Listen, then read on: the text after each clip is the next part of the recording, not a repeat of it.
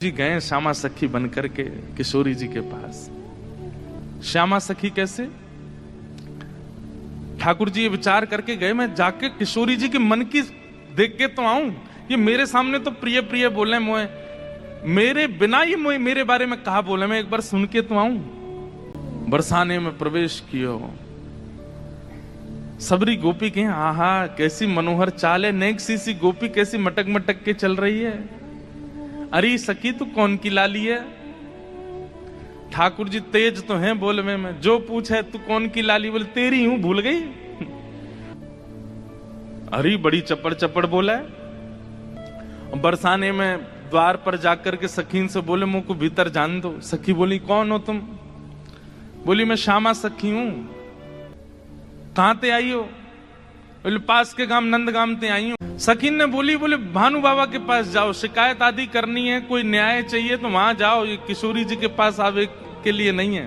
बोले नहीं, हम तो किशोरी जी से ही बात करेंगी। ऐसी बात है कि मैं वृषभानु जी से ना कह सकूं। सखीन ने जाकर के भीतर किशोरी जी से कही, हे लाडली जो, बाहर एक गोपी ठाड़ी है और यूं कह रही है कि वह आपसे ही बात करनी है और आपसे बात करके कछु न्याय करानो है। किशोरी जी बोली अच्छा बुलाओ भीतर। आहा ठाकुर जी बढ़िया चुनरी पहन करके, ये गजगामनी सी चाल, एक तो चाल ही ठाकुर जी की टेढ़ी मेढ़ी, ऊपर से सखी बन करके और ज्यादा बनावटी चल रहे हैं तो इतने प्यारे लग रहे हैं। किशोरी जी सिंहासन पर विराज रही हैं और श्याम सुंदर भीतर आ रहे हैं। सब लोग ध्यान से सुनियो। जैसे ही द्वार से भीतर आनो भयो, किशोरी जी तो कहें अरे सखी या की चाल तो देख कितनी बढ़िया है। ललिता विशाखा बोली हाँ चाल तो बढ़िया है। अरे देखियो या की कमर कैसी सुंदर लग रही है। ललिता विशाखा बोली श्री जी आपको पहली बार कोई सखी पर मोहित रहते हुए देखो हमने। आप तो सदा प्रियतम श्री श्याम सुंदर पे ही मोहित रहे में, लेकिन आज पहली बार। अरे पतो ना या की चाल ढाल और जो जो अंग या के दिखाई दे रहे हैं, ऐसे घूंघट पकड़ी चल रही है, यहाँ से भुजा दिख रही है, नेक नेक थोड़ा देखो नहीं है। और किशोरी जी कहने ललिता तू मेरी एक बात सुन। बोल कहा ये जो भी बात करे वो सुन लेंगे, फिर वाक्य बाद याकू अपने सखी समाज में ले लियो। मुख बड़ी भारी है, अभी याकू मुख नहीं दिखो, मुख मैं तभी यहाँ पे मोहित है गई हूं। विशाखा जी बोली नहीं रुक जाओ, आन तो दो, बात तो हुन दो। किशोरी जी आज जैसे ठाकुर जी को देख के हो जाती है वैसी हो गई है एक सखी को देख। स्वयं पर भरोसा नहीं हो रहा है किशोरी जी को कि मैं ऐसी क्यों है रही। ठाकुर जी आके सामने खड़े है गए, उन्हें एक बनावटी सी आवाज भी बना ली ठाकुर जी ने। किशोरी जी बोली कहो सखी कहा नाम है तुम्हारो? अजी मेरो नाम तो श्यामा सखी है। स्वर सुनते ही किशोरी जी के नेत्र बंद है गए। ललिता जी को हाथ पकड़ के कहें मुकु कहा है रो है, या के चाल या के रूप रंग सब देख करके तुम या के स्वर में भी कछु आकर्षण है। ललिता जी बोली श्यामाजू ऐसे ना करो करें। अरे वो सखी है वापे आप मोहित का ही को है। बोले ना पतो ना, या मैं तुम्हें ना लग रहा आकर्षण? बोलना हमें तो ना लग रहा। किशोरी जी कह रही है अरे मैं अपने आपे तो बाहर जा रही हूँ, ये सखी कैसी है, या की स्वर कितने सुंदर। ठाकुर जी खड़े खड़े बोले अरे श्यामाजू मुंह को इतनी देर है गई खड़े खड़े, आप मेरो न्याय करोगी कि नहीं करोगी? किशोरी जी बोले अरे मैं तो ऐसे बहल गई, बताओ कहा बात है। बोले मैं आपसे आज न्याय की याचना करवे आई हूं। मैं रहूं नंदगाम में और नंदगाम में नंद बाबा के महल की बिल्कुल समीप ही मेरो घर है। तो विशाखा जी बोली तो नंद बाबा के पास जाती न्याय लेवे, तुम बरसाने का को आई हो? बोले वहां नहीं मिलेगा, यही मारे तो यहां आई हूं। और बात इतनी गंभीर है कि मैं वृषभानु बाबा ते ना कह सकूं, आप ते ही कहूंगी। किशोरी जी बोली कहो। श्यामा सखी रोन लगी। ठाकुर जी रोन लगे, आंसू ने पहुंचने लगे। अरे मैं कहां बताऊं, कैसे मोहते कहूं, मुझको तो लज्जा आ रही है बतावे में। श्री जी बोली ऐसे मत करो, बताओ बताओ कहा बात है। बोले कल परसों में दही बेकवे के कायजे जाई रही, इतने में मार्ग में श्याम सुंदर आए गए। किशोरी जी थोड़ी सहम गई, श्याम सुंदर? बोला हाँ। अरे तुमने उनको बड़ी प्रशंसा सुनी है, उनकी बड़ी महिमा सुनी है, पर तुम उनके अंदर की ना जानो, वे बड़े छलिया हैं, बड़े कपटी हैं।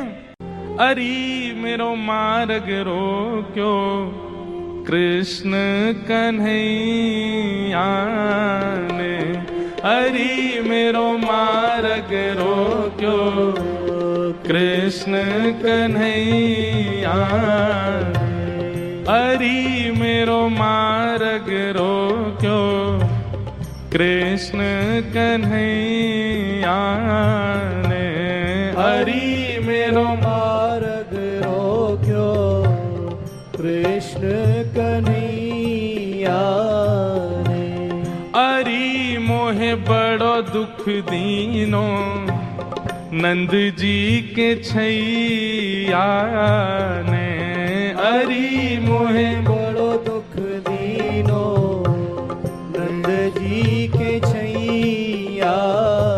अच्छा किशोरी जी कह रही कहा कियो माने हो मार्ग में मिल गए नंद लाला मार्ग में मिल गए नंद लाला संग लिए बहुत से ग्वाला संग लिए बहुत से ग्वाला। हाँ मार्ग में मिल गए नंद लाला मार्ग में मिल गए नंद लाला संग लिए बहुत से ग्वाला संग लिए बहुत से। हरि मेरो घूंघट खोलो हरि मेरो घूंघट खोलो हाँ हरि मेरो घूंघट खोलो हरि मेरो कौन ने खोलो हाँ वंशी बजैया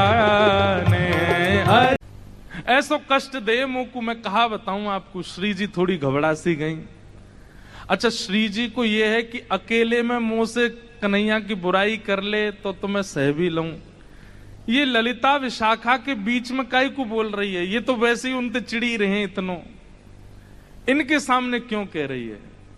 श्री जी कह रही है अरे तू चिंता मत करे, श्याम सुंदर को हृदय कारो नहीं कार्य से लगे, वो ने अपनी लीलान में थोड़े से ऐसे चटक मटक से हैं, बाकी हृदय से ऐसे नहीं है। तो ठाकुर जी तो सुनने आए हैं ना कि मेरे बारे में कैसे विचार हैं श्री जी के। अच्छा आप बड़ी हृदय की जानो उनकी। ठाकुर जी कह रहे हैं आप बड़ो पता हो उनके हृदय को। श्री जी बोली मतलब ऐसो तो मुझे ना पता, लेकिन हाँ जितनो मैंने सुनो है जितनो मैंने जानो है वहां से मेरो अंदाजो ऐसो है कि वो हृदय ते ऐसे नहीं है, वो तो बस एक लीला करें। ठाकुर जी बोले अरे श्यामाजू तुम कहा जानो। अब तो ठाकुर जी ऐसी ऐसी बुराई करने लगे अपनी ही कि श्री जी को न क्रोध आवे और फिर इनके हृदय के भाव सुनू मैं। जाको हृदय बड़ो कारो रे ना वाको रंग भी कारो है जाए। ये श्याम सुंदर केवल लीला नहीं करे, ये हृदय तो ही ऐसे हैं। मुझे तो ऐसा लगे जैसे आपने भौरों देखो है ना श्री जी, वो एक पुष्प पे बैठे वाको रस ले, फिर दूसरे पुष्प पे चलो जाए वाको रस ले, और देखो भौरों भी कारो रे और एक कन्हैया भी कारो। जे एक को कभी नहीं रह सके, ये तो सबको है।